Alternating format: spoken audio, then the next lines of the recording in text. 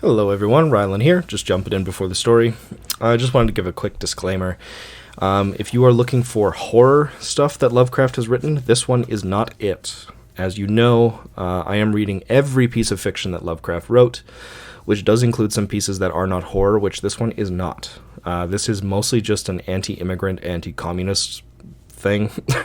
So there's no music on this one. It's not a horror story. If you're looking for Lovecraft horror, there's a huge other playlist on my channel. You can go find that there. But this one, not horror, just political writing, basically. Anyway, if you're sticking around, hope you enjoy. Thanks. This is The Street by H.P. Lovecraft. There be those who say that things and places have souls, and there be those who say they have not. I dare not say myself, but I will tell of the street. Men of strength and honor fashioned that street.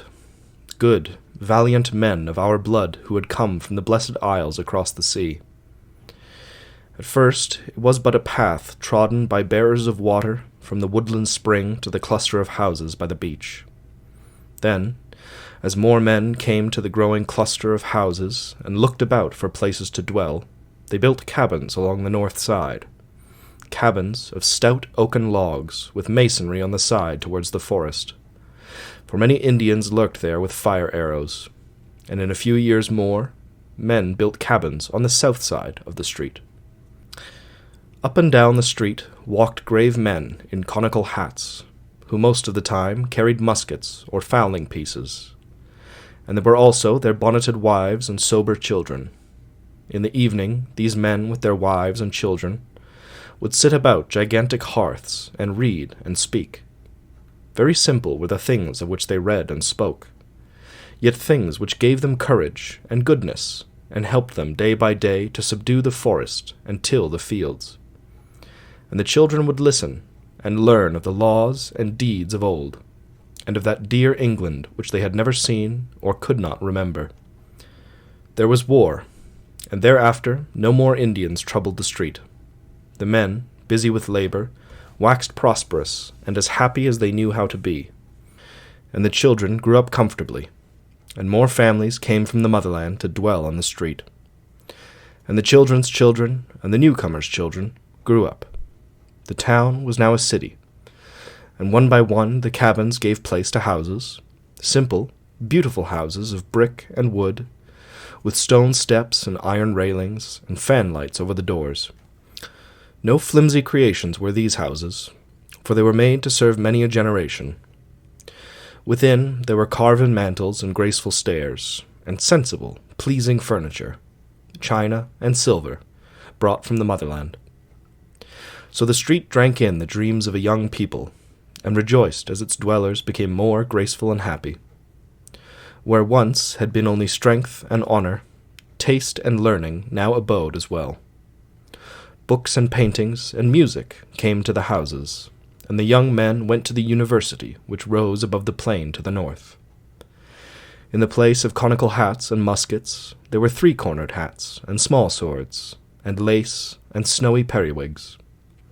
And there were cobblestones, over which clattered many a blooded horse, and rumbled many a gilded coach, and brick sidewalks with horse blocks and hitching posts. There were in that street many trees, elms and oaks and maples of dignity, so that in the summer the scene was all soft verdure and twittering bird-song. And behind the houses were walled rose gardens with hedged paths and sundials, where at evening the moon and stars would shine bewitchingly, while fragrant blossoms glistened with dew. And so the street dreamed on, past wars, calamities, and changes. Once most of the young men went away, and some never came back. That was when they furled the old flag and put up a new banner of stripes and stars. But though men talked of great changes, the street felt them not, for its folk were still the same, speaking of the old familiar things in the old familiar accents. And the trees still sheltered singing birds, and at evening the moon and the stars looked down upon dewy blossoms in the walled rose gardens. In time there were no more swords, three-cornered hats, or periwigs in the street. How strange seemed the denizens with their walking sticks, tall beavers, and cropped heads. New sounds came from the distance. First, strange puffings and shrieks from the river a mile away. And then, many years later, strange puffings and shrieks and rumblings from other directions. The air was not so pure as before, but the spirit of the place had not changed. The blood and the soul of the people were as the blood and soul of their ancestors who had fashioned the street. Nor did the spirit change when they tore open the earth to lay down strange pipes, or when they set up tall posts bearing weird wires. There was so much ancient lore in that street that the past could not easily be forgotten. Then came days of evil, when many who had known the street of old knew it no more, and many knew it who had not known it before. And those who came were never as those who went away, for their accents were coarse and strident, and their mien and faces unpleasing. Their thoughts, too, fought with the wise, just spirit of the street, so that the street pined silently as its houses fell into decay, and its trees died one by one, and its rose gardens grew rank with weeds and waste. But it felt a stir of pride when one day again marched forth young men, some of whom never came back. These young men were clad in blue. With the years, worse fortune came to the street. Its trees were all gone now, and its rose gardens were displaced by the backs of cheap, ugly new buildings on parallel streets. Yet the houses remained, despite the ravages of years and the storms and the worms, for they had been made to serve many a generation. New kinds of faces appeared in the street, swarthy, sinister faces with furtive eyes and odd features, whose owners spoke unfamiliar words and placed signs in known and unknown characters upon most of the musty houses. Push-carts crowded the gutters. A sordid, undefinable stench settled over the place, and the ancient spirit slept. Great excitement once came to the street. War and revolution were raging across the seas. A dynasty had collapsed, and its degenerate subjects were flocking with dubious intent to the western land. Many of these took lodgings in the battered houses that had once known the songs of birds and the scent of roses. Then the western land itself awoke, and joined the motherland in her titanic struggle for civilization. Over the cities once more floated the old flag, companioned by the new flag, and by a plainer, yet glorious tricolor. But not many flags floated over the street, for therein brooded only fear and hatred and ignorance. Again, young men went forth, but not quite as did the young men of those other days. Something was lacking. And the sons of those young men of other days, who did indeed go forth in olive drab with the true spirit of their ancestors, went from distant places and knew not the street and its ancient spirit. Over the seas there was a great victory, and in triumph most of the young men returned. Those who had lacked something lacked it no longer. Yet did fear and hatred and ignorance still brood over the street, for many had stayed behind, and many strangers had come from distant places to the ancient houses, and the young men who had returned dwelt there no longer. Swarthy and sinister were most of the strangers, yet among them one might find a few faces like those who fashioned the street and molded its spirit. Like and yet unlike, for there was in the eyes of all a weird, unhealthy glitter as of greed, ambition, vindictiveness, or misguided zeal. Unrest and treason were abroad amongst an evil few who plotted to strike the western land its death blow, that they might mount to power over its ruins, even as assassins had mounted in that unhappy frozen land from whence most of them had come. And the heart of that plotting was in the street, whose crumbling houses teemed with alien makers of discord and echoed with the plans and speeches of those who yearned for the appointed day of blood, flame, and crime.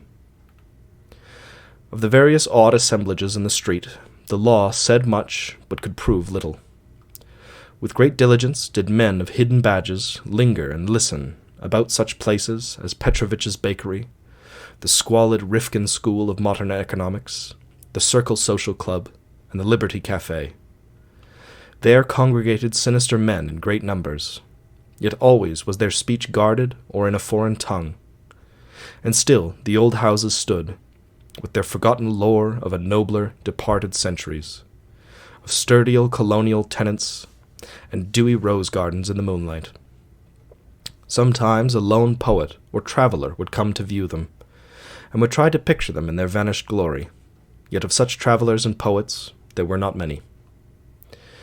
The rumour now spread widely that these houses contained the leaders of a vast band of terrorists, who on a designated day were to launch an orgy of slaughter for the extermination of America, and of all the fine old traditions which the street had loved. Handbills and papers fluttered about filthy gutters, handbills and papers, printed in many tongues and in many characters, yet all bearing messages of crime and rebellion. In these writings the people were urged to tear down the laws and virtues that our fathers had exalted, to stamp out the soul of the old America, the soul that was bequeathed through 1,500 years of Anglo-Saxon freedom, justice, and moderation. It was said that the swart men who dwelt in the street and congregated in its rotting edifices were the brains of a hideous revolution, that at their word of command many millions of brainless, besotted beasts would stretch forth their noisome talons from the slums of 1,000 cities, burning, slaying, and destroying till the land of our fathers should be no more. All this was said and repeated, and many looked forward in dread to the 4th day of July, about which the strange writings hinted much, yet could nothing be found to place the guilt. None could tell just whose arrest might cut off the damnable plotting at its source. Many times came bands of blue-coated police to search the shaky houses, though at last they ceased to come, for they too had grown tired of law and order, and had abandoned all the city to its fate. Then men in olive drab came, bearing muskets, till it seemed as if in its sad sleep the street must have some haunting dreams of those other days, when musket-bearing men in conical hats walked along it from the woodland spring to the cluster of houses by the beach. Yet could no act be performed to check the impending cataclysm, for the swart, sinister men were old and cunning. So the street slept uneasily on, till one night there gathered in Petrovich's bakery, and the Rifkin School of Modern Economics, and the Circle Social Club, and Liberty Cafe, and in other places as well, vast hordes of men whose eyes were big with horrible triumph and expectation. Over hidden wires strange messages travelled, and much was said of still stranger messages yet to travel. But most of this was not guessed till afterward, when the western land was safe from the peril. The men in olive drab could not tell what was happening, or what they ought to do, for the swart, sinister men were skilled in subtlety and concealment. And yet the men in olive drab will always remember that night, and will speak of the street as they tell of it to their grandchildren. For many of them were sent there toward morning on a mission unlike that which they had expected. It was known that this nest of anarchy was old, and that the houses were tottering from the ravages of the years, and the storms, and the worms. Yet was the happening of that summer night a surprise because of its very queer uniformity. It was indeed an exceedingly singular happening, though after all a simple one. For, without warning, in one of the small hours beyond midnight, all the ravages of the years, and the storms, and the worms came to a tremendous climax. And after the crash there was nothing left standing in the street, save 2 ancient chimneys, and part of a stout brick wall. Nor did anything that had been alive come alive from the ruins.